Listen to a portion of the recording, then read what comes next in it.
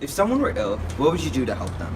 You would most likely give them medication and make sure they get as much rest as possible, right? But what if this person was mentally ill? What would you do and how would you help them? To this date, it is still challenging for people to deal with mental illnesses, and it's even harder for them to accept the fact that this is normal. It is not something that we should be ashamed of, and yet, if someone does come out and tell others that they have a mental illness, they are viewed entirely differently. And this is inappropriate. In Canada, it is reported that 1 in 5 Canadians face a mental illness every year. With the numbers so high, it is absurd how people are still looked down because they are open to the fact that they have a mental illness.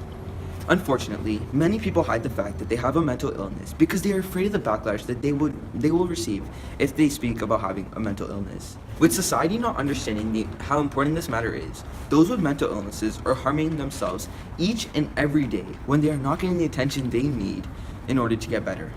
The horrible opinions formed by others force people with mental illness to stay quiet and not get it checked by a doctor. Almost 50% of people who feel that they are suffering from depression or anxiety did not go and get it checked by a doctor. Considering that Canada has free healthcare, people did not go because of the cost of getting their potential problem checked, because they feared the judgment that would come if someone were to find out that they were diagnosed with depression or anxiety. This fear is not reasonable, and the view on those with mental illnesses needs to change, and it needs to change now. Mental illness is also a problem for the youth. Alone, in Canada, approximately 10 to 20% of youth have a mental illness or disorder. Even with so many young Canadians finding these problems, they are still ridiculed because they have this problem. They did not choose to get the problem, and yet they are the ones at fault.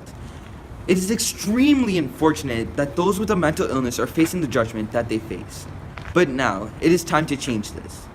We must become supportive and help those struggling so that they have a reason to fight and overcome this illness.